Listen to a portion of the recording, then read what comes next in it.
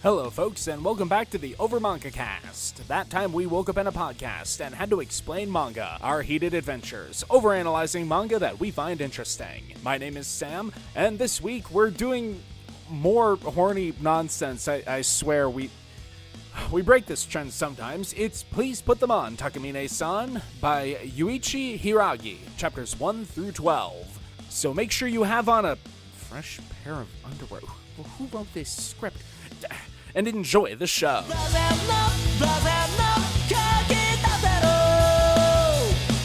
Hello everyone, and welcome back to the Over Manga Cast. My name is Sam, and as always here at the top of the show, we talk about our familiarity with what we read this week. I could have sworn I had read or watched this before, but no, I think that was just when Eli made me watch High School DxD. The main characters have about the same density of ability to comprehend people. Very poignant remarks right there. I just found out about High School DxD, so that's saying something. Matt, how about you? I want to say this might have been recommended by someone. I can't seem to find that at the moment. So I'm going to assume we just read it because I saw it was an anime coming up. And when I read the description, it's about someone who time travels by taking off their panties. I expected a very different manga. What were you expecting? Jay, how about... Well, tell us what your familiarity with this is, and then we can figure out what Matt's expectations were. To be honest, not at all. In full transparency, this is not something that I would typically pick up. So yeah, whatever the source is, it was put on our schedule to read, and I have questions. Questions is all I have. And Jacob. I opened it up, looked at the list of chapter titles, and I could have sworn that this got brought up, and I skimmed a chapter or two, but then I realized no. I think I'm thinking of some other manga that we read on the podcast with D-tier innuendos for their chapter titles, and I think I might have just been conflating those because no, I've not had the privilege of experiencing this manga before. Oh, all right. So, yeah, I think that this might be the most you already know what it is intros we've done for how we're gonna feel about this. I mean, you kind of know what it is just by looking at the cover, right? I don't think anything else was illuminated. I did not feel that I found new discovery. Okay, so don't pretend like the cover being horny means something's bad, though. We've read a bunch of things that have weirdly horny covers. Like, Frankenfran is a great example. You have to open the book up to see why it's not as horny as it seems. This, on the other hand, is exactly what it says on the cover. Yes, you can judge this. You can judge this book by its cover. Yeah, it is somehow less horny inside the book than the cover makes you think it is. It's weird. It is, which is interesting because when we open up chapter 1 and we start scrolling through it, and I legitimately was like, did we actually just put a hentai on the schedule by mistake? That's what I thought, Sam. I was about to blow up on someone. No, because hentai show things. Like, this is just... Yeah, Hentai's appeal is that it doesn't cut around the good stuff. That's the reason why I don't like ecchi most of the time, because it either... Jacob, you're exposing too much. It's either there to distract from a lacking story and characters, or, that's what it's usually there for. It's not showing enough to titillate, and it's not a good enough story to carry itself without it. It's just a taste, Jacob. It's a taste. And some people like that. Some people like to drink carbonated water, and that's enough for them. Just a taste. Jay, stop. Don't alienate our European audience. Don't worry, European audience. I will occasionally drink carbonated water. The the 10 people we have who listen in Germany are already offended every time Sam and I go on a werewolves rant. So good. And there's no way you can read that and not hear anything else. I dare you. Well, fortunately, there are no there wolves in this reading. Actually, no, wait, I wish there were there wolves, because then something interesting will have happened. Yeah, so let's rip the Band-Aid off. Yeah, instead of beating around the bush. Sorry, I mean, instead of damn it, I mean. Yeah, so we get introduced to our main character, Koshi Shirota, which man, is that a generic main character name? Like, man, is this a generic main character? Boy is so milquetoast, so paper-spined, that somebody sits down at his desk for lunch, goes, right, sorry, Shirota, this is your desk. Do you want me to move so you can eat your lunch, man? It's no problem. No, it's okay. I'll just go mope in my pathetic loser lunch location. Yeah, it's almost like I'm noticing a trend, because usually it's always like girls who have to be like told that they have to be get that character development, and now at least the past 3 that we've read have all been the guys. Well, for the love of God, have some character development, man. Unfortunately, what the situation is that these characters are designed to be a template upon which the target demographic projects themselves onto. The problem is having a meek protagonist. The way that functions in a narrative normally, when you aren't just blindly pandering to horny teenagers, is that they're supposed to grow and change and not necessarily become a completely different person, but, evolve in the way that they approach the world. And, meekness isn't necessarily weakness. They're, enhancing their positive qualities. But because we need the cardboard cutout to be as generic as possible so that they don't do anything that would give them a personality and thus separate themselves from the intended reader, we just skip that step. It's the reason why these sorts of, bargain bin protagonists operate the way that they do. No, see, the only character growth he can get is the most, milquetoast, pat on the head, good little neat, you tried for once. See, doesn't trying feel good, little neat? If that were the character growth he got, it would at least be a consistent thing in this manga. And that's not what he gets, is the problem. Yeah. It's worse than that. Well, yeah. And when we get there, we'll get there. But, this guy is so generic, and it brought my hopes up when I was reading this, because what I was thinking, contrary to Jacob's thing where, you give them character growth to not be so meek, the other time you have a bland milquetoast protagonist is when you have crazy shit happening, and you need someone just standing on the sideline going no, that was some crazy time travel. Yeah, the deadpan snarker. Which it almost does, and then it backtracks. Because we get introduced to the actual main character, Takane Takamine, who is your very classic. She is the queen of this school. She is perfect. She gets straight A's. She's got straight D's. Yep.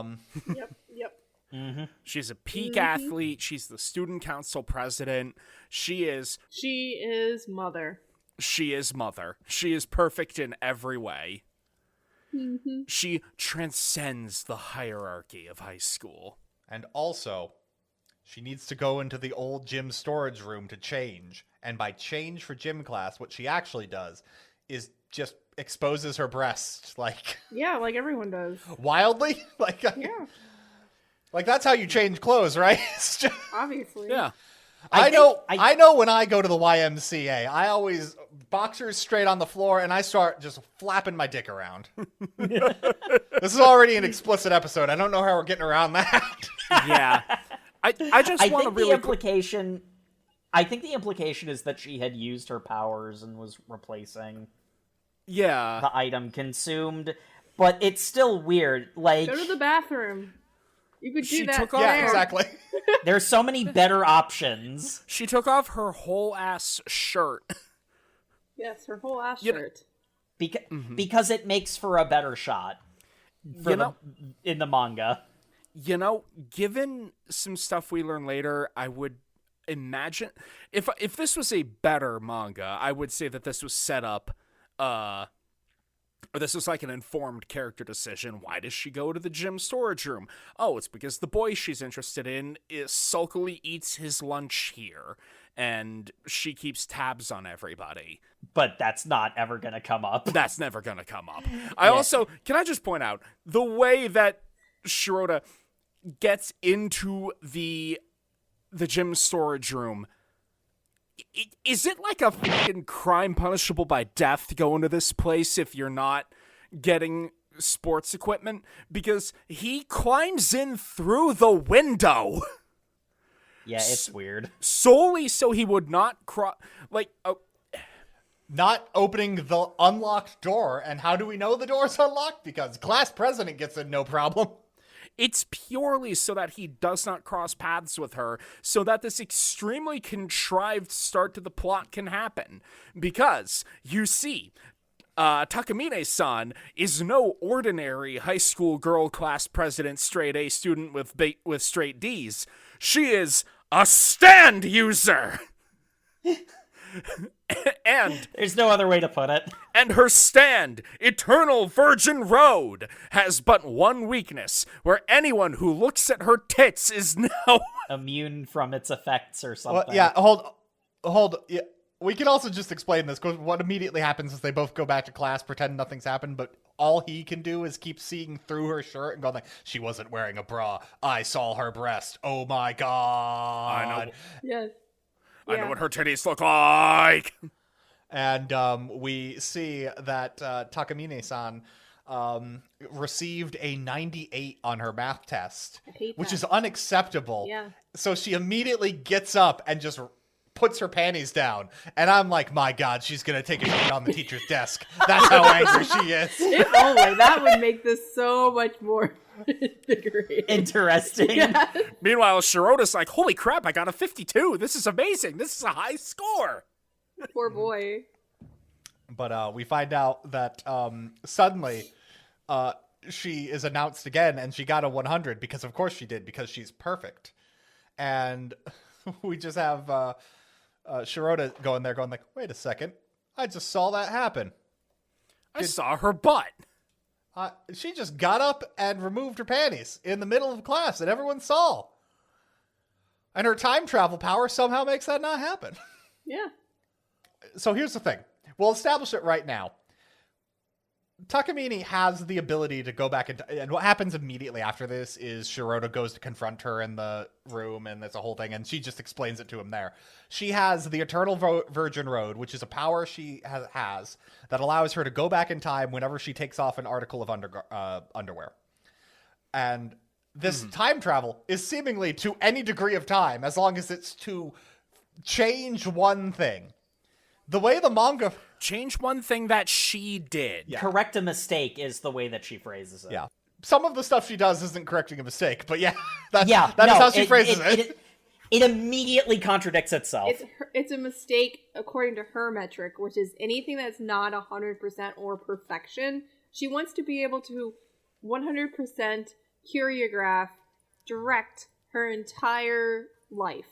And if it does not execute as appropriately, it is a mistake and needs to do a redo. Yeah. But regardless, the way the manga portrays this is reality suddenly just shifts to the new thing and says, like, she went back in time and fixed that mistake. The manga is never really clear if that is an instantaneous thing for her or if she is going back and living through the day. I think it's the latter. But holy does the manga portray it as she's just like, I fixed the mistake, it's done. Yeah, because it's always... I think it's because it's always from Shirota's perspective when she changes time. Because for him, it's just like a blink and suddenly he's in the new timeline. But it's... Until it's not, and we'll get there. Yeah, but it's not consistent. It's implied that Takamine has to go back and redo what she did. And, yeah. Just to wheel it back a little bit, because one thing that I wanted to mention is I am kind of frustrated that I was, like, kind of hopeful in the beginning of this. You know, like, I'm reading through this, and it's like, okay, I see where this is going. I actually kind of liked the initial characterization of Shirota. Like, yeah, it's pretty milquetoast, but it was well enough executed, the idea that it's like, he's a good guy, he doesn't want to be a peeping Tom, but he's a teenager, he has a pulse, and, like, you know, the hottest girl in school just dropped trow in front of him. Like, yeah, like, so it's like he has this, like, immediate, like he has this reflexive reaction of looking, and, like, you know, like, even if it wasn't the hottest girl in school, like, you know, you hear a sound behind you and you're drawn to look, and then, like, he has, like, this shame reaction to it, but he also keeps seeing, like, the topless version of her, and I'm like, oh, that's actually a clever way of weaving in the fan service, because, like, that's getting into his mindset. Like, he's like, we're seeing through his eyes, and he's not okay with it. And then they proceed to never use the nudity or the sexuality in a way that means anything for the entire rest of our reading. No. It got me hopeful, and then it dashed my hopes because of mediocrity. This is 100% guy has horny brain and continues to have horny brain, and she also doing things to trigger his horny brain, and yes. You're just teasing me. You're such a pervert. Yeah. Yeah. Throughout most of the opening chapter, it's portrayed that Takamine is this, you know, perfection of a person. She's, you know, got perfect scores, tremendous athlete, student council president, and she's incredibly hot, but also so pure, untouchable, a goddess above us above us base mortals. And then, you know, as soon as Shirota goes into the student council room where she's the only one present to be like, hey, didn't you get a 98 on that test? She's like, ha-ha! So you have discovered my secret! Watch as I unbutton my shirt! Boom! Look at my tits! Yes! I took off my underwear, which allowed me to turn back time with my stand! Eternal Virgin Road! Also, I knew it was you who saw my breasts when I exposed them in the storage room, and when you do that, that makes you immune to my power. And the one thing I know about you is you liked it, you sick little fuck. Here, I'll demonstrate with this water. And I made it so the water actually splashed on me, and now I'm in a wet t-shirt contest. You like that, you sick, dirty fucking boy. Yeah, this is getting you all hard, right? I'm just saying, in any other context, this is 100%, she would be, like, locked away in a loony bin of, first, that's sexual harassment. Stop. Yes. So, like, the thing is, she's the pervert. He just has a pulse. And I wish that the manga would do something with that, because that's at least an interesting character angle to take. You don't understand. Women cannot be perverts. Okay? It's impossible. I will give the manga credit. It does portray her as the pervert. Mm-hmm. Yeah. Like, that is not... she is. The one... Yeah, she, like, she's thirsty, and, like, she has the most, like, consistent characterization. It's really, Shirota, who is the one that, like, I wish, because it, like, in this first chapter, he plays off of that fairly well, but, like, after this point, he's basically just there to be a vessel through which the story is told rather than an actual character. And that's why I say I wish they actually did something with it, because she is framed consistently as actually being the pervert. She is framed consistently as the one who's doing the pursuing. And, like, that's an interesting idea. That's a story thread to pull on. Maybe do that. Nah, we can't have that. Then we get in the way of the milquetoast relationship drama. Yeah. Which is started by, obviously, he doesn't want to be her servant, and she's got a whole Dami Mommy kink going on here. So she's just like, well, you've already seen my breasts, and I am the perfect person, and you're the only one who's seen this, so, guess I'm just gonna make up sexual assault allegations against you. Whoop, you tripped. Oh, I'm calling for help. I guess you're gonna be arrested by the cops. Because these cops show up in literally like 15 seconds. It's kind of insane. The police response time here is crazy. Which, okay, I know I'm applying too much logic to basically the softcore porn, but I think you're about to say what I wanted to say. How is this no ambition, moving through life, just complete C, not even a B student, C minus student, in the same high school as this vision of academic perfection? Yeah. Well, obviously this is all according to her plan, as we find out later, because I have my theories. Yeah, I I get see some that. I get some just as Kikaku vibes from her. Whether or not that was established in chapter 1, because the characters changed drastically between I'm just saying. about here and like chapter 4 or 5. You don't I'd say. understand. Yeah. She has found her husband. And she's Well, gonna no, stay no, with no. him. She needs a closet. Someone who will have on their person a change of underwear constantly, so she can use her time travel powers more than once a day. Because you see, when she takes off an article of underwear to activate Eternal Virgin Road, where do the panties go? They just vanish. They're gone. Erased, gone, reduced to atoms. So she needs somebody to put a new pair of underwear on her so she can recharge her power more than once per break period. Obviously, these happened. This is all due to the effects of horny goblins, because that's the only way I can explain this.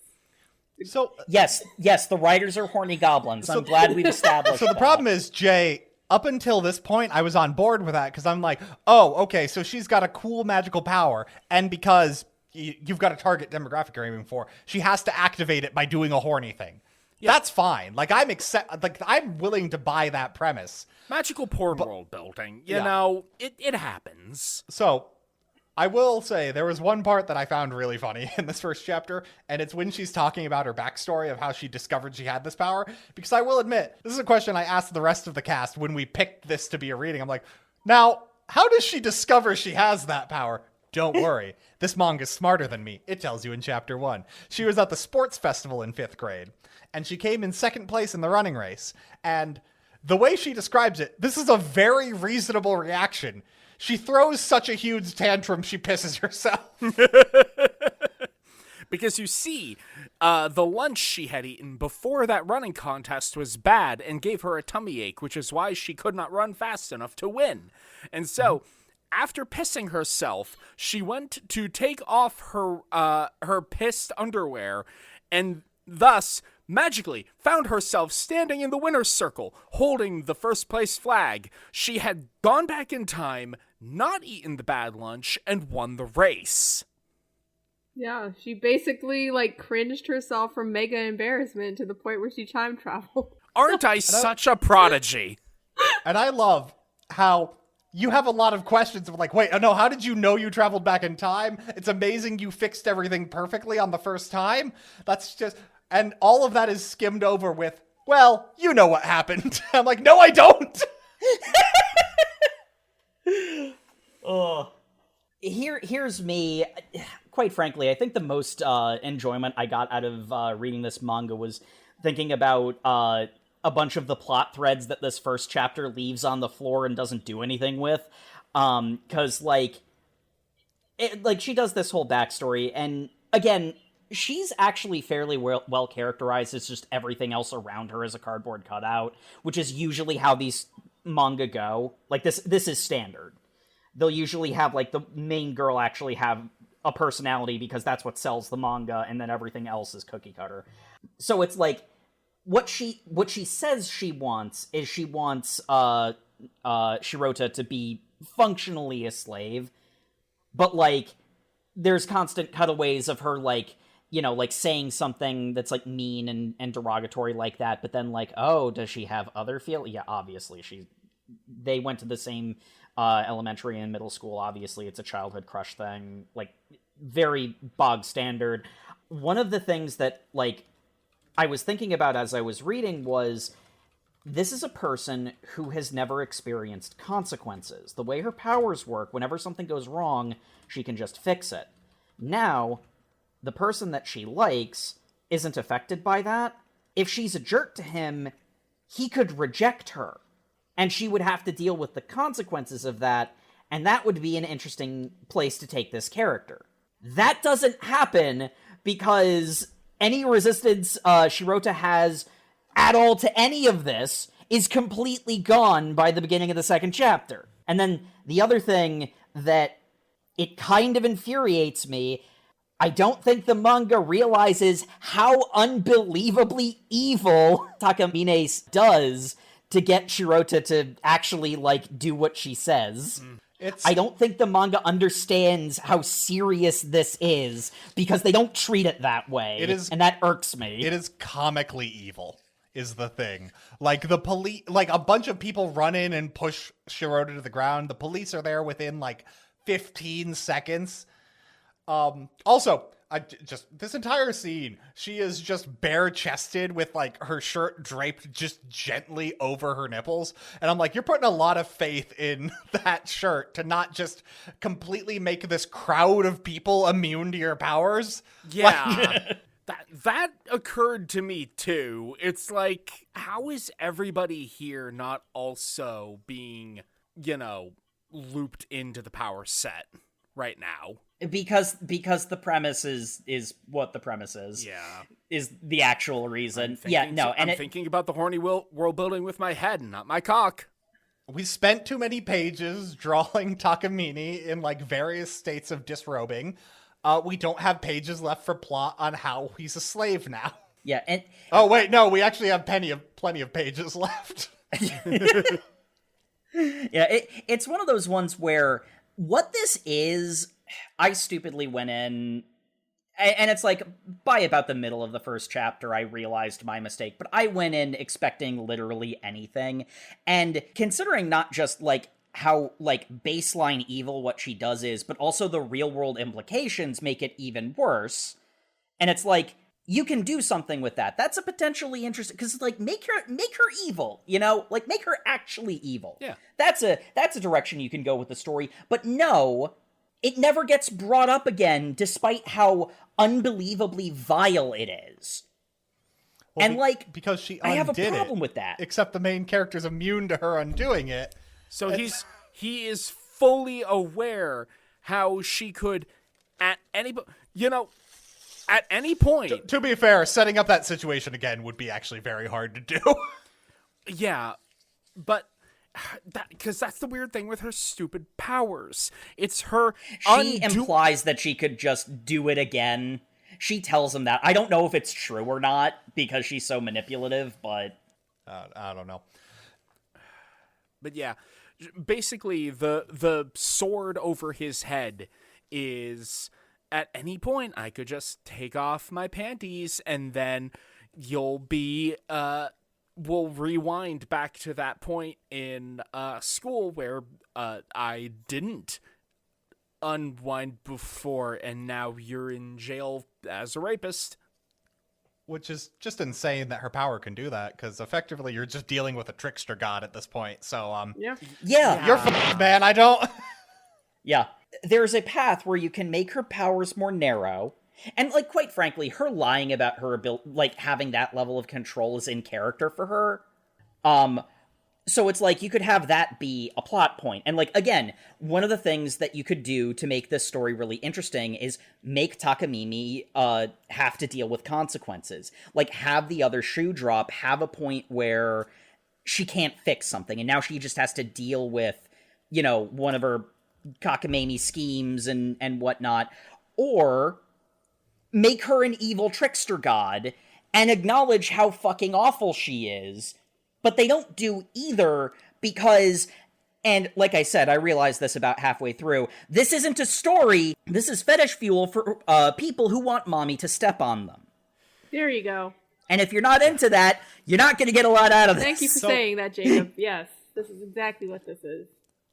So the weird thing is, they make this whole case about how Shirota is now her closet, which means his job is to put panties on her when she uses her underwear to, like, time travel. And there's a whole domination kink going on here about, yes, you must serve me and do this for me. And there is one 2-page spread of that happening. And then every other time in this fetish manga about putting panties on people, they have that happen off screen. So who is this for? Right? Like, okay, honestly, in a similar way to Jacob, but a much more degenerate one, which on on character for me. I was expecting more in terms of this just being completely perverted. Just, let's see what new funky way we can work another tag into this. Because, like, chapter 2, right? It's his first day as being her closet. So they're in literature class. She's being asked to read a passage. She reads the passage. She does it perfectly. Everybody's like, wow, her voice is so beautiful. She enunciates so perfectly. And then wind blows through the window. And it's like, oh, it's okay. We'll just close the window. No, I'm redoing it. She takes off her panties. What do you mean? You did it perfectly. Takes off her panties. And then she stalls for just long enough to read the passage about how sakura petals fall in spring as the wind blows through the window, to have her hair and her skirt flutter gracefully and make her the most beautiful vision that anyone has ever seen. It's like, okay, this is what we're expecting. Mm-hmm. This is the behavior pattern we can look forward to. Yeah, because then it proceeds to... Shiroda has to reclothe her in the middle of class. Uh-huh. So, like, this is a tag. And this is the horniest it gets with this. And the insane thing to me is they're like, yes, you need to do it secretively. Except he's just doing it. So the only thing I can assume is Takamine's family is loaded, and she is just paying everyone else to not look while she just, like, gets her kink on with her crush. Oh, Shiroda, you dropped your eraser. Come get it. I've got my eraser right here. Get over here, you idiot. Oh, right. Okay, it's a distraction. Okay, sure. So pick up your eraser. Make sure you pick it up all the way to between my thighs. Yep. So he's like going to put panties on her in class. Nobody looks left or right in this literature class. Yeah. The teacher doesn't look directly in front of him. Like, mm-hmm. Okay, good. I got the panties on her. Everything's fine. I didn't put them all the way over her hips. Yep. Gotta get them hips. Oh, no. Do the hip action. Yep. So obviously he needs to adjust that. Mm-hmm. So he gets up for when her name is called, grabs her worksheet for her, and I'm just like, okay, so everyone in class now knows they're meeting. Oh, thanks, Shiroda-kun, for bringing me my worksheet. Yeah, sure, real happy to help you out there. Now we'll just go and pull the panties up already. Meanwhile, Matt's like, they're totally fine. They're totally fucking. And meanwhile, he has to be like, oh, I'll just adjust it with my leg. And I'm just like, the context of how he has to be standing for this to happen, the poor girl sitting next to Takamine, who just has to be seeing him just shove his leg directly into her crotch. And then he's surprised at the end and knees her directly in the vagina. And she has a reaction that looks... She likes it! Well... I think she's a masochist, because that first one looks like she gets kneed in the crotch. And then afterward, it's like, oh my. Oh my. It's like, okay, new tag. Yeah, so, yes. But here's the thing. That's the second chapter. So it's like, okay, new tag, that's what this is. That's what you expect. But then the entire rest of the manga isn't that. The entire rest of the manga is, oh, but she actually has a sweet side, and she actually genuinely likes him and is just awkward about it, which that comes right out of nowhere and also completely glosses over how horrible she was in Chapter 1. How about that? It feels like the mangaka had two ideas, and Chapter 1 and 2 were it. Like, yes, pretty much. Yes. There's a scene at the end of Chapter 1 where he's just like, oh, by the way, when I kneed you in the vagina, you seem to react in such a weird way. You made like a weird squeak sound. And she's just like, never talk about that again. And you're like, are they in love? And I'm like, who the fuck is this for? Like, what is the ending scene for? Who needed this explanation? Like, yeah, because I mean, like, it's so consistent. Every preceding chapter will be like, okay, so like what her character is that because she's such a perfectionist and because she has this kink, she keeps like doing the Dami mommy thing, but she actually likes him and seems to want a more vanilla relationship than that. But she doesn't know how to express herself. But it never goes anywhere because, again, she never has to deal with consequences because they never address the idea that, this perfectionist can undo her mistakes. Give us something where she can't fix it so we can have the characters do anything but the same damn thing over and over again. So anyway, chapter 3 is literally just her fighting him in a staircase. It really is. There isn't a plot. The fucking balls on this manga that chapter 3 starts with a full page and a half of previously on Please Put Them on Takamine-san. I'm like, okay. And it will continue to do this with every chapter. It's collected in a volume. You don't need this. Like it's a week-to-week, wacky shenanigans kids show. Also, the balls on them to have her standing in front of a clock motif as if she actually time travels. Yeah. I still don't understand how this power works. Is it that does she actually have to like quick save and quick load and like replay it to do it right? Does she experience the time again? Or does she just say, no, it didn't happen like that, and she appears in the new timeline? So, Sam, I can explain why you're confused. The manga does all of those. Yeah, it changes it constantly. Mm-hmm. Depending on... Because explaining that isn't fulfilling the extremely niche fetish of my Dami Mommy has a sweet side. Mm-hmm. Okay, hold on. The extremely niche fetish of getting mounted in an abandoned stairway is not... Dami Mommy having a sweet side is not that niche. Fair point. Yeah, so it's saying something that chapter 3 has barely any plot. There is a brief thing of like him going like, well, if we were going to have sex, we'd have to be dating first.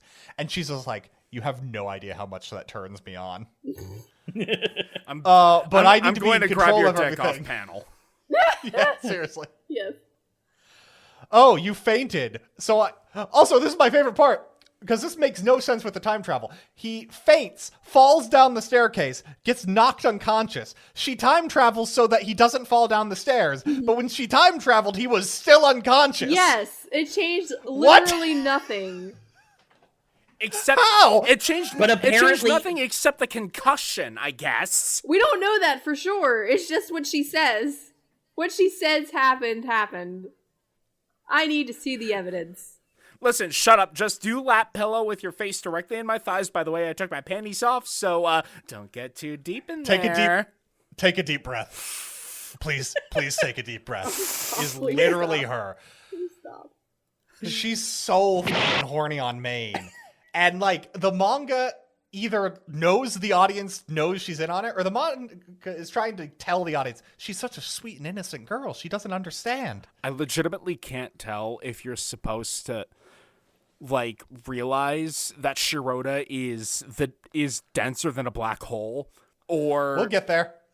God. Well, I mean, because... And, okay, like, I know what I'm about to propose goes against the core idea. Like, I understand what I'm saying, but you want to know how to make this interesting? Have Shirota explicitly not like her. Yeah. Yeah. Like, that improves this manga massively. Have him actually acknowledge the fact that she is a turbo monster. And have her have to deal with those consequences. Get to throw a few more kink tags on it, too. Yeah.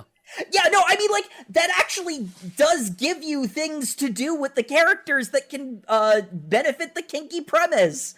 But no, it has to be as broad appeal as possible, yet also somehow it is simultaneously broad and niche, I think is the weird thing about it. As we said, chapter 3, basically nothing happens. Chapter 4, they go to the pool, and seemingly, they are now just best friends. Yeah. The master-slave relationship is not there. It's... Like, and like, the worst part is, she will say, like, she'll talk in those terms, but it's not there at all. Mm-hmm. This is... Also, the gym coach is literally their age. I don't... Yeah. This is the last chapter that has the, like, her perfectionist streak, and it's literally only to, like, tease him more, because the premise in this one is they're in gym class, they're doing a swimming lesson. Oh wow, she's so fast at swimming, she outswam the star of the swim team. My pecs lost? You know, I think the reason I latched onto that guy so hard is because he sounds like he's actually interesting. You know, he's that guy in Gintama who has that one feature of his body that is the only part of him he cares about and will scream it to the point of everything else. I want to know more about this guy's pecs. Fair enough. Takamine beat him in the swim race. He's the ace of the swim team, blah, blah, blah. Isn't she so cool? I'm redoing it. Because she's got to do it as a backstroke because it shows off more of her body. Well, she's got to do it as a backstroke so she can win because she doesn't have drag going against her. Yeah. That's true. She already won, though! She doesn't win harder! Yeah, she is winning harder. Haven't you been watching? The entire point of this is she's in a swimsuit, so Shirato... I don't even remember his name. Good, neither does the manga. Shirota. And it's just like, how are you time traveling without, like, and this is like, nipple pasties. That counts? Sure. Yeah, such a cop-out. What's even more insane is that counts, and each one can be used separately. Like, basically, it's not even about the tits. It is 100% the nips. That is the only thing. I will give this manga credit. Because in, like, chapter 1 or 2, I had been thinking about, like, her stupid power and how she'd put a lot of faith in that shirt and how, like, exposing her breasts is the only way that someone can be immune to her power. And I'm just like, well, shouldn't she just always wear pasties then? And then the manga's just like, yeah, she wears pasties when she swims so that she can use superpowers then. Yeah. They're actually better than her normal powers, too. This is totally just guys writing women. Yeah. Yeah. So yeah, that chapter was really short. Moving on to the next one. This chapter's That insane. chapter finished way sooner than you expected. Because we needed more time for the next chapter, which I can only assume was an editor note. The next chapter I assume can only be an editor's note going like, we don't get to see enough of Takamine's tits. What was that swimming chapter? She was wearing a swimsuit. We need loose-fitting shirts. Loose-fitting shirts and athletic wear. Yeah. So, what if the main character, he's got her bag full of bras and panties. What if he took it home with him? But then instead of doing anything like sniffing it or nothing, he just thought about her sleeping in the nude. Also, what if she just was full-on sexting him and he's too much of an idiot to know that's what's happening? Like, my poor girl goes just like, hey, I'm not wearing anything. See, I'll even prove it to you. And shows a picture there. And that isn't just like, hey, you up? Like, that is what that picture is. And he's just like, oh my God, she sent this by accident. Oh, should I save it? No. Because, okay, she's like, I'm gonna go for a jog. Too bad I don't have my sports bra. Look at me in my... That's on you, babe. I mean, really? I have no sympathy. Well, she's doing this for his attention. And that poor guy who just wants to work out in peace and just sees this... Yes, and he immediately makes this man like a villain. And I'm like, this guy is just very uncomfortable. Dude's going for a jog, and he sees this girl with full camel toe and titties out. And she's a high schooler, so he's like, oh God, do I say something? No. Nope, I'm just gonna leave. This doesn't end well for me. But of course, Shirota sees that guy in the background of her latest seriously come fuck me shot. And it's just... And has visions in his mind of perverts molesting her, so it's like, I must protect my lady's precious purity. Meanwhile, she's sitting on a bench. Okay, buddy. Meanwhile, she's sitting on a bench at the park going like, I got real horny on Maine. I've had a chance to calm off now. I'm now regretting my choice of outfit in a public park. But more importantly, I feel embarrassed that I've sent all of these pictures to him and he's not reacted the way I wanted. I guess I have to apologize, going like, hey, I was just joking. Haha. And like in the middle of typing that. And you can see she's been typing this for a while and like... It's almost like an actual character moment. Oh yeah, it is. Again, because the main girl in these sorts of stories is allowed to have some level of characterization because it's her personality that sells the manga. Yeah. But yeah, he shows up right before she's about to hit send on this, like, really carefully worded, grammatically correct text. Mm-hmm. And it's just him being a little nice boy going like, I couldn't stand to have your honor impugned. I'm I worry about you because I care about you. And she's just like, aw, you care about me? Do I do the Dami not mommy stick? Nah. I'm going to completely drop kayfabe and just go like, yes, thank you for worrying about me. That makes me happy. Sometimes I'm glad I can be a woman for you. What? What was that? I didn't say anything. Well, I better assume she said nothing. That's safe. That is the safest. Oh, no, I'm sorry. She doubles down. Will you keep worrying about me from now on? Yeah. I really appreciate it when you worry about me. Aw. It makes me feel like you're my knight in shining armor. Aw, Prez keeps teasing me. Are you an idiot? Yes, he is. The worst part is you can actually make that work, but Shirota has to have more of a personality. And again, I'm just gonna point this out. This doesn't work for the kind of manga this is. I get that, but have him not genuinely not like her, and then suddenly this actually kind of works really well. It's not him being stupid. It's, oh god, this creepy chick blackmailing me is being weird again. Yeah, you could have had a whole scene of him going like, I don't like you, but I didn't want anything bad to happen to you. And it's her going like, oh, he might actually care about me? Maybe I'm reading too much. And that's at least like an interesting character dynamic. This is just chapter 5 of your manga going like, I'm bored of Dami Mommy. What if she was just subservient? Eh.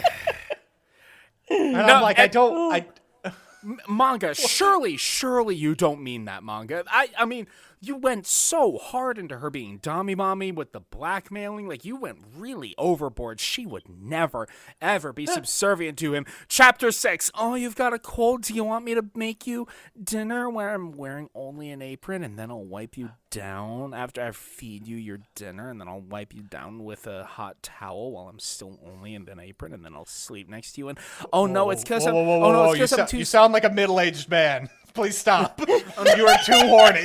Oh no, it's because I'm too. You don't want to sleep next to me because I'm too sweaty. Let me go back in reverse time so I don't try too hard in gym class and I'm not sweaty anymore. What the is happening?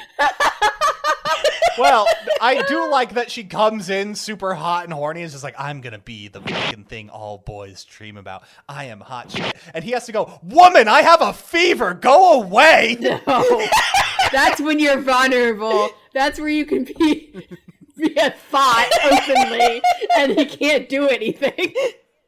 Bath, dinner, or me? Bed! I want to go to bed! No. So she just kind of goes like, well, she's reversing time. And then she's just like, hey, I was a good housewife. Here's some nice porridge. Hope you're feeling better. And also, I'm willing to get naked with you in bed if you'd like that. I don't believe you. I think you're trying to trick me. Which would be valid if this was the story Jacob said this should be. Yeah. But we've had 3 chapters that it's not. Also, this is chapter 6 of this manga. This is very early in a story to be doing anything. Uh-huh. There are the bones here of a better story. And again, quite frankly, I did actually have some fun reading this because I was thinking, oh, that's an interesting idea for a character. How would I write this if it was actually competent? And then on top of it, it is extremely fast. Because not for nothing, you can have the Dami Mommy show her soft side and, that be, a character development moment, but you don't do that in chapter... that came out in, chapter 4? Mm-hmm. No, chapter... We've not even... Chapter 5. Chapter 4 was swimming. The chapter that did nothing. Yeah, so it's chapter 5, you've not even really established a status quo yet, and you're already changing their relationship. And, okay, again, there are a lot of good ideas here that could actually be something. The idea of them being childhood friends, but Miss Perfectionist over here has to be Dami Mommy so she can't actually say the quiet part out loud. That's a fine enough premise, but you have to hold on to that, and they have to have a dynamic before you can upend it. Otherwise, it feels like you're just wasting the time of the people who read up to chapter 5 because they like the Dami Mommy stuff. Jacob, Just fall asleep with your head in my boobs and don't think about that time we took care of a stray cat together as children. You will not remember me at all, despite the fact that you know for an objective fact that we have been in the same school system together our entire lives. Holy I was just about to say, hey Jacob, based on your tone of voice, how did you feel about the backstory insert at the end of this chapter? There are so many good ideas here, but this is not how you do it. I'm just saying, there was no storyboard here. They just threw it at the wall. Hey Jacob, you know why there are so many good ideas here? This is the fucking backstory of Love Hina. This is Love Hina, but with time travel put into it that didn't need to exist. No, I like the time travel. It's the kind of bullshit I love. It just doesn't make sense. It just is. Then have the time travel happen. Like, it doesn't. Yeah, no, like that's the thing. The time travel aspect, because like we've been reading a couple of slice of life lately, and we've mentioned a few times that like sometimes the problem with slice of life is if the characters don't really grab you, there's not really anything to keep you there. It can burn itself out. It doesn't like keep you reading. The time travel has the potential to be the hook that keeps you reading, to get to that character development. But they're speed running the character development, and the time travel that's supposed to keep you invested up until that point is inconsistent and barely used. Oh, jeez. It's the worst of all the parts! And when it's used off screen. Like, that's... Yeah. Anyway, we're halfway through our reading. I need a... We need to go back in time and fix this. For once, Jake, I'm not going to argue with you. I'm going to go take off my boxers. We'll be right back. Oh, God. Not it for putting them back on. Not it. Not it. Well, that's last. Jay's it. Ew! We'll see you after this message. Blossom up, blossom up. Blossom up. Covering up some stick.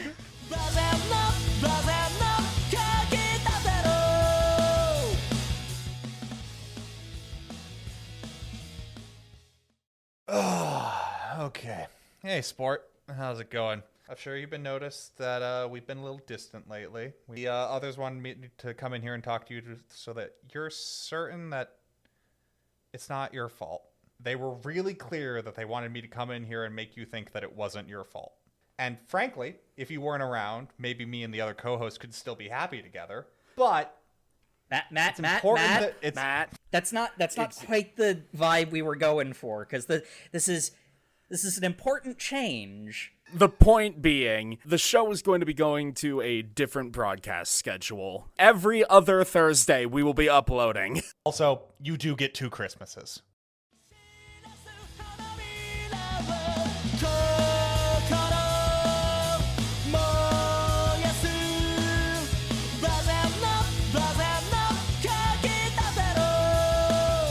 And welcome back to the show, folks, where last we left our beast guys. Well, no, they're explicitly not fighting, but holy shit, do they get close. Yeah. As is shown by our next chapter, where, every time she uses her power, she just straight up atomizes a pair of underwear, so we need to go buy more. Yeah. This chapter is literally just let's put on panties at the store. Underwear shopping with the girlfriend is what this is. Like, literally, that is their dynamic, too. Like, he even's like, this is what a boyfriend and girlfriend do. And it's like, he clearly wants this. And she's already assumed this is what's happening. Like, you immediately went for the lingerie that shows off the pussy and the nips? You're really horny, aren't you? No, I just grabbed just random, shut up. Repeat. Well, that's the thing, too. It's like, it actually was random. He's actually genuinely not ad looking. infinitum. I like how this chapter really just affirms my theory that her family is rich and she doesn't have time travel powers. She's just paying people off to have public sex. Holy shit, she goes like, the lady working at this shop said we could go try him on. I'm like, wait, what? She's just an exhibitionist. She said She said 2 people could go in the changing room? That's weird that she said that. Yeah. Also, Shirota-kun, do you have a stockings fetish? I put these on just for you. Mm-hmm. Look at how I'm put on the ones that are so opaque that you cannot see anything, even if I lift up my whole skirt. Yeah, it's a lot of poses. We're going to act like this is going to answer the question of how does she just normally take off her panties in day-to-day life without resetting time. We're not going to do that. Because, dear reader, if you're paying attention, how can she try on anything in this store? She would just reset time and atomize the panties. No, because that's why she has her stockings. Something about it has to make skin contact. Sure. But then we don't actually... That's not said, though. She says that, and then it's not tested. It's not shown on panel, so I have no reason to believe her. The very heavy implication is that she has to choose to activate her powers, but it's not proven one way or the other, which is stupid, because, like, in a better written story, you could just take that, like, for granted with the way that they act. But the time travel is so inconsistent, both in its usage and in its rules, that, like, it's impossible not to notice. Look, I can just say, I agree with you two. I'm equally disappointed that when I read the manga about a lady taking off her panties to time travel, that I did not get the level of academic rigor of Primer. Listen, man. Exactly. Listen, man, I don't question what gets you off. But yeah, she's like, so the pair of panties you eventually chose for me, why did you pick them? I'm not gonna tell you. Tell me, or I'm going to, I don't know, do something. We're gonna pretend I'm. Tell me, or I'm gonna have sex with you. Is literally what this. Like the threat is, we're gonna have sex in this elevator right now. I picked the blue ones because you're as unreachable as the sky and as unfathomable as the ocean. Oh god, that was so pathetic. No, it was... He gives a boyfriend answer. It was actually super hot, which is why I'm never going to wear this pair so they don't get deleted from the timeline. Aww. Which means we have to go shop at more stores. Aw, man, I gotta go do more shopping. Oh, what a cute chapter for the beginning of Volume 2, which is just effectively a different manga. It really is. We almost get... like, overbearing Dami Mommy back in the next chapter because, you know, our boy Shirota, he's so pathetic at literally everything that he couldn't even lap the school 3 times in 30 minutes in gym class. So they just say, fuck it, do it again after school as punishment. Get good. Mm-hmm. And listen, as somebody who was never good at the mile, I'm with him on just phoning it in. Nobody, the teacher's not paying attention. He's going to go watch the actual sports kids. We can just phone it in. Well, no, because Takamine paid the gym teacher to be in charge, where she's just acting as cheerleader to all these guys. Yep. And by act as cheerleader, I mean she immediately just, like, grinds on Shirota. Yeah, on Shirota, like, in public, just in the middle of everything. It's just like, you better win, because I only fight winners. What? Oh, I don't... What? Oh, wow, you still failed. Well, too bad I'm going to take off my panties. We're going to try again. Does lactic acid build up continue through timelines? Yeah, I'm like, it's a physical challenge. He didn't get better. But, like... No, I'm going to motivate him by riding out of the saddle on this bike while not wearing panties and in my skirt. My God. I need to defend her honor from these heathens behind me by running directly behind her ass.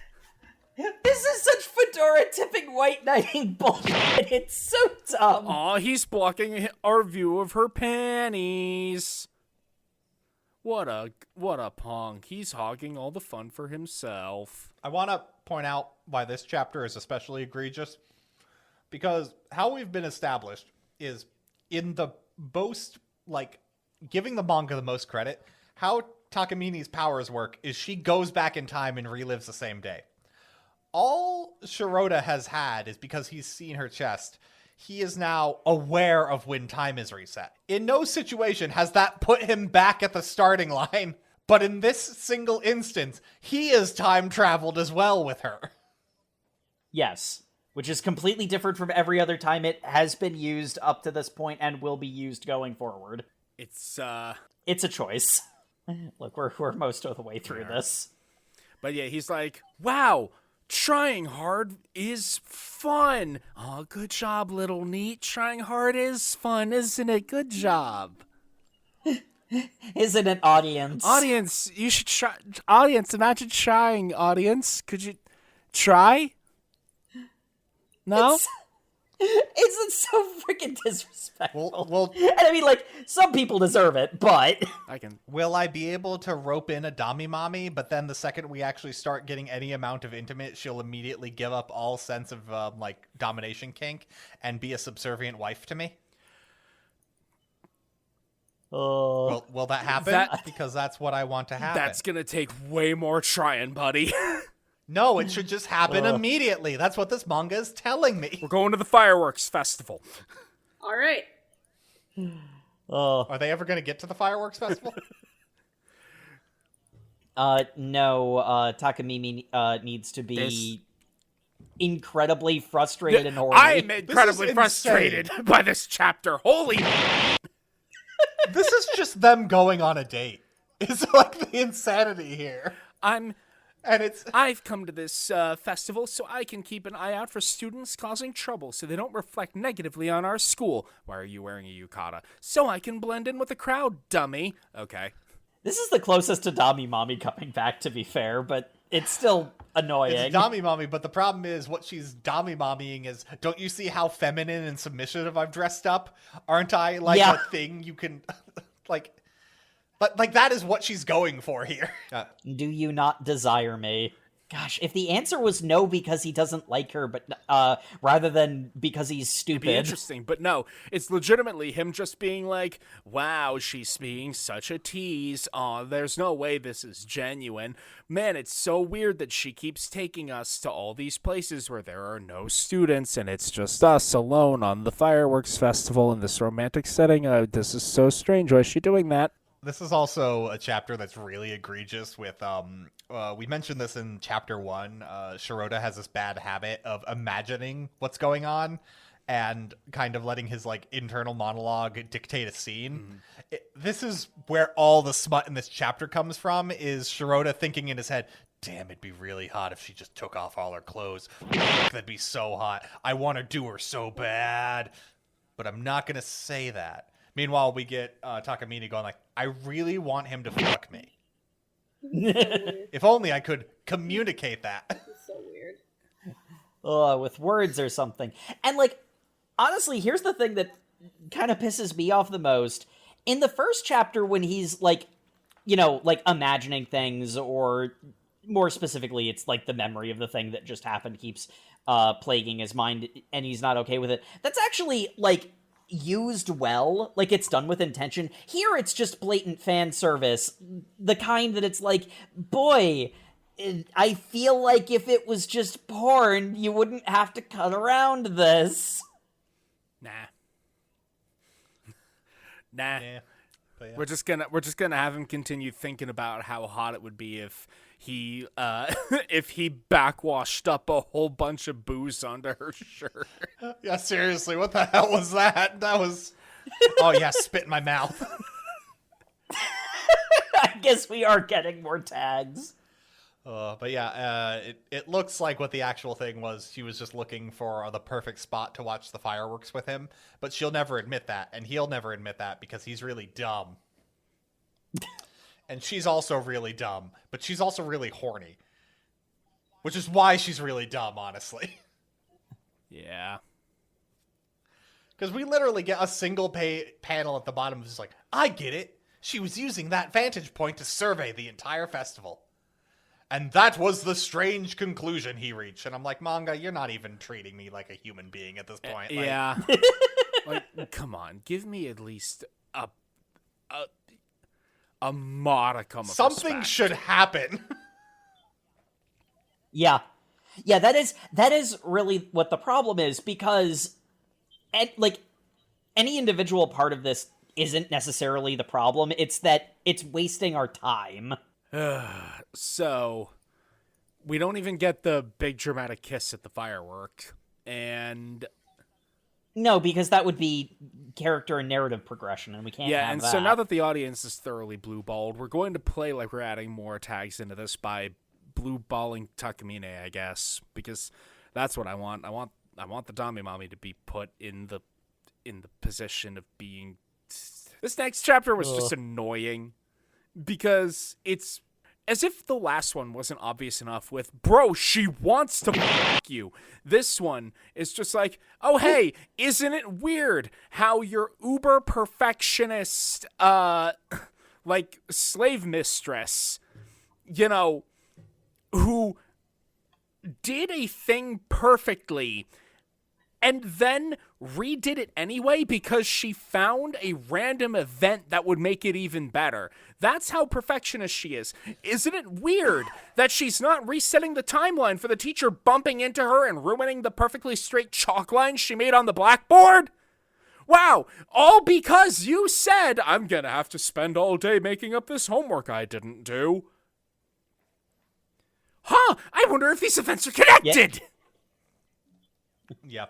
Yeah, it's actually kind of frustrating because, again, this is actually one of the better character moments for her. Can't just unambiguously give a compliment.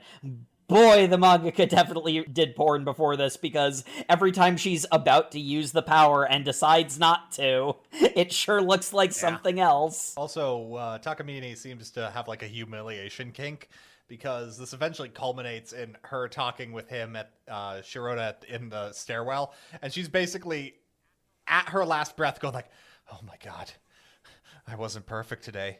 Oh, I hope he did all right, but geez, oh my god. Was it good for you? That's what matters. Was it good? Was today good for you? Prez, I don't know what you're getting on about here. He really doesn't. And then they don't bone in the stairwell, but they basically bone in the stairwell, and he takes her panties off to go back in time. And then her response is, yeah, but if that was, it'd be me doing your work, and I'm not your servant. You're my closet. And I'm like, that hasn't even been a thing you've called him for the past 6 chapters. It's a thing you said in chapter 1. Yep. So, what was the... Next we gotta have a study date. Gotta have a study date. Which, it's just like, man, I can't believe you and I are polar opposites. Did this exact chapter so much better. Well, you see, that manga's competent. They wanted to bone, but there was a cat. And in this one, it's they wanted to bone. It is almost exactly the same premise. But there wasn't a cat. This man is so stupid, too. She's just like, hey, my parents aren't home. Hey, I gotta change my clothes. My parents won't be home for 2 days. She switches outfits twice is insane. Yes. To be like, oh, let me slip into something more comfortable. Oh, let me slip into something even more comfortable. Oh, hey, you like cats? Oh, sorry. I got something for you to pet. Sorry, but I couldn't go find my actual cat, but I put on these cat ears, nya. You know, like, yeah. She is all but actually, like, sitting in his lap and gyrating. And purring. So it's like, she's... I'm going to all these lengths to approach you, and you won't even notice me. You're so dense, meow.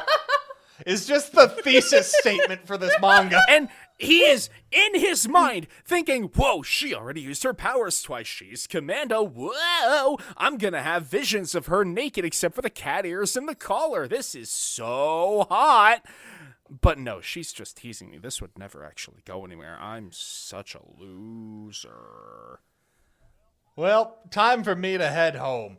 Opens the door, which until he opens the front door doesn't notice downpour monsoon level, and it's just Takamine-san going like, oh, yeah, the weather did say something about a hurricane force winds, or hurricane force storm, and my parents aren't going to be back until the day after tomorrow. Didn't you give the date and time for this study date? Yeah, well, things come up, and I guess I just wouldn't feel...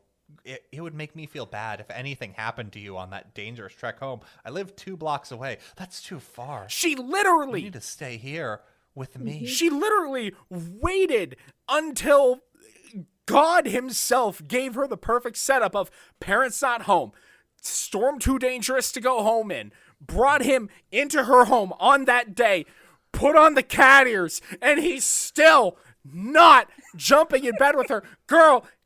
Throw out the whole man!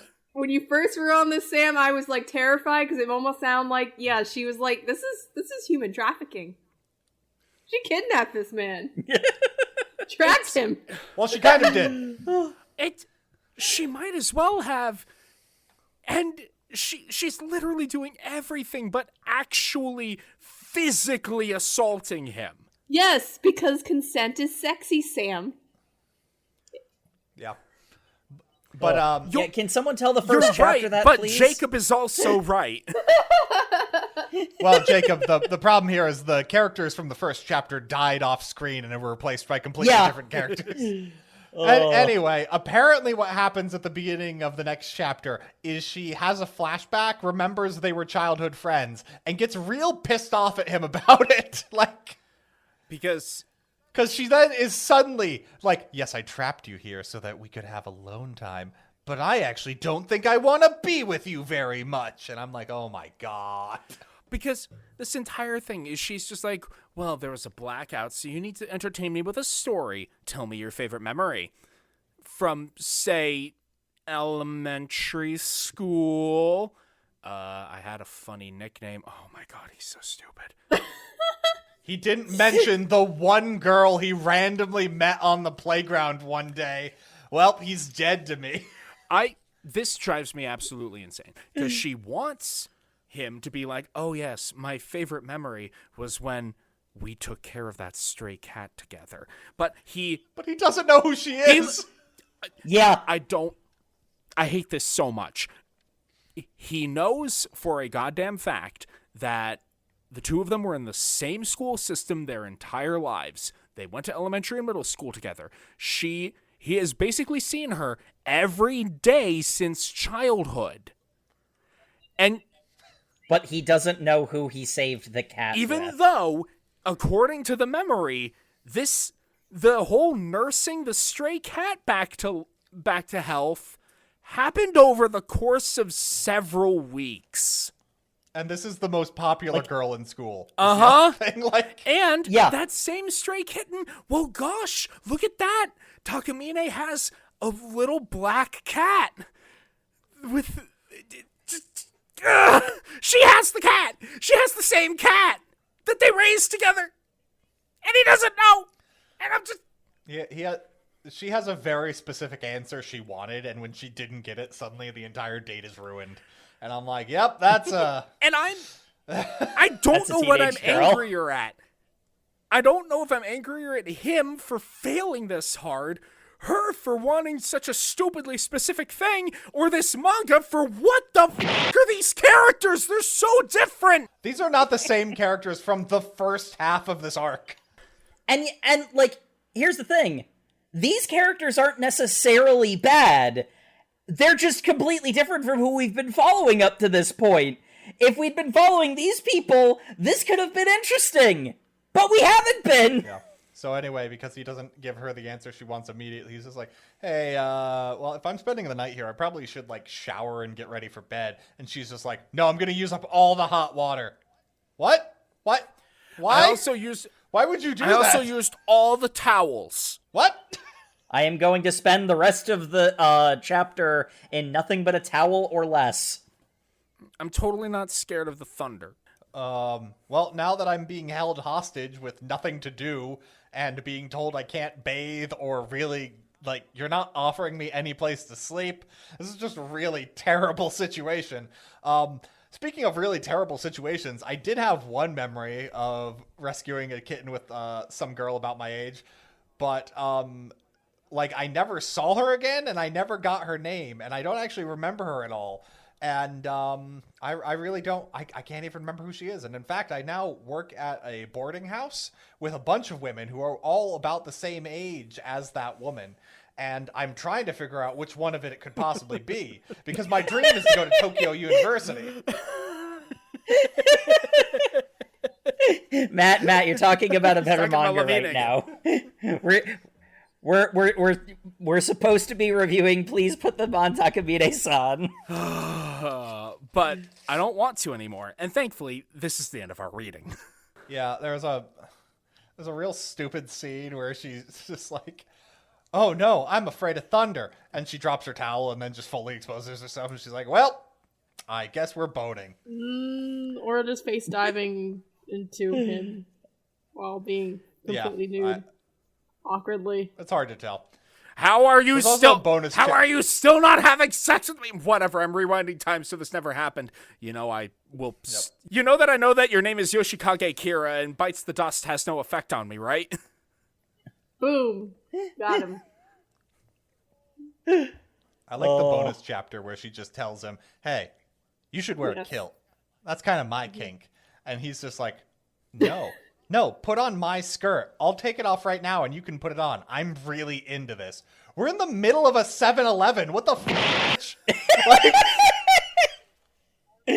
Just horny on main. So, favorite character, favorite of these chapters. I like chapter 1, Takamine. No, wait, no, I don't. I like chapter 2. No, I don't. I like Pex guy. Swimming Pex guy. I like him. Okay. That works. Why? He feels like he could be an actual character if he appeared in this manga more. It'd be nice to have really any other actual characters. Just one. It really would be. Yeah. I'm also tempted to say that the swimming chapter was my favorite because it was the shortest, but I'm not going to cop out like that, though I'm very tempted to.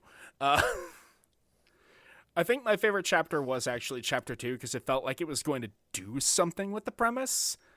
And it's like, no, this could be dumb, horny fun, and then it was just dumb, and I'm disappointed. Matt, how about you?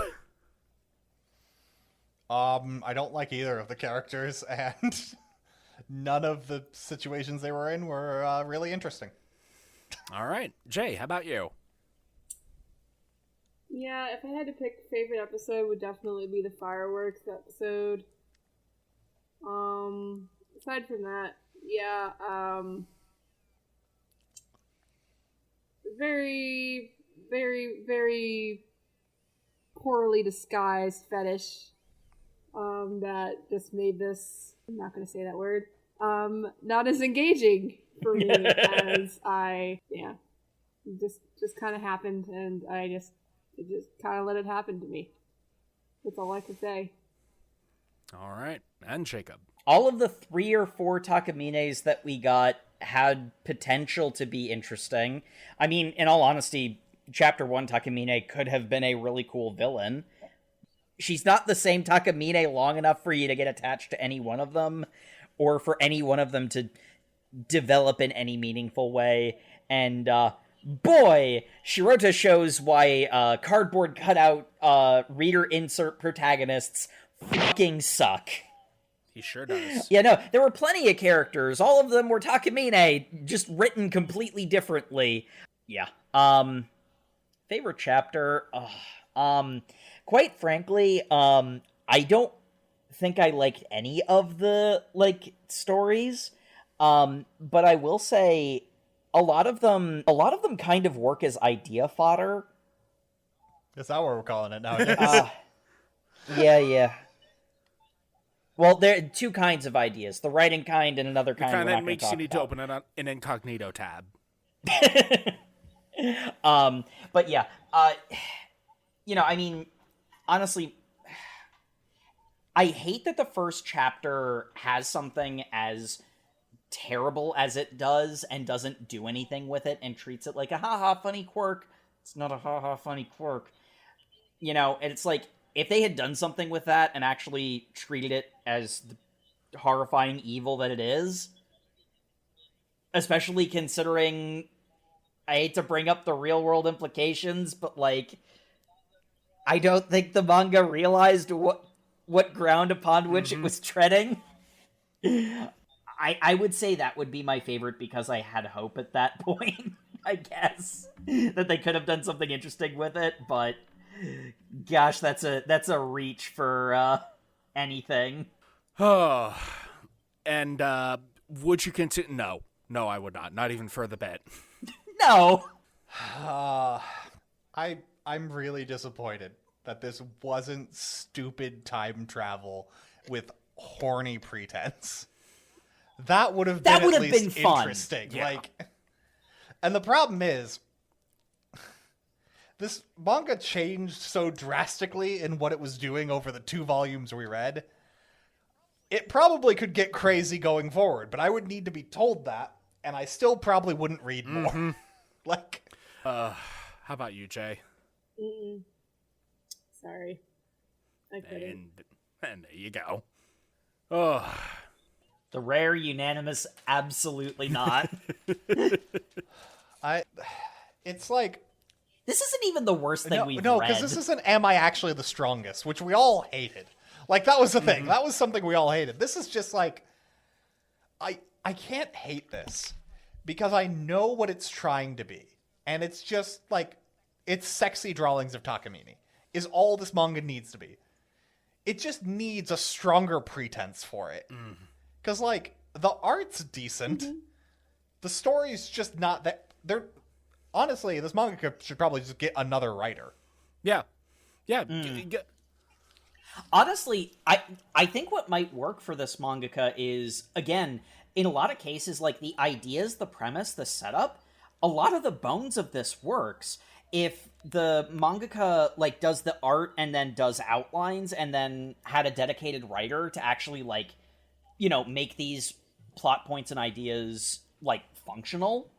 Honestly, I'd read the heck out of that. Like, whatever direction it decided to go, Takamine's evil, Takamine's not evil, you know, like, there's a lot of, there's a lot of ideas you could go with. This needs to be workshopped, honestly. Yeah, if I can give this to, who's the guy that wrote Love Is War? Well, They do have Yeah. that dynamic, don't they? Particularly, most versions of Takamine are almost exactly, Yeah, like just have that guy be the writer, and then, well, the mangaka for this is like the ideas guy. I think you could get Akasaka, right? Get Akasaka to actually flesh out the bones of this, like the storyboard, and then it might be funny. But I don't know. That's not what we've got. yeah. As it is, quite frankly, reading the first 2 or 3 chapters is all you really need to experience this. The other 9-ish, I want my time back. Yep. I gave it the amount of time I thought it needed to, like, actually do something with the time travel, and it didn't. This is not a time travel story. Which, thankfully, Yeah. they stopped putting clocks everywhere after, like, chapter 7. They time traveled the gimmick out of this manga. So, thank you everybody once again for tuning into the Over Manga Cast. As always, you can find us on all your social medias where we are at Over Manga Cast. You can also find us on YouTube where you can like, comment, and subscribe.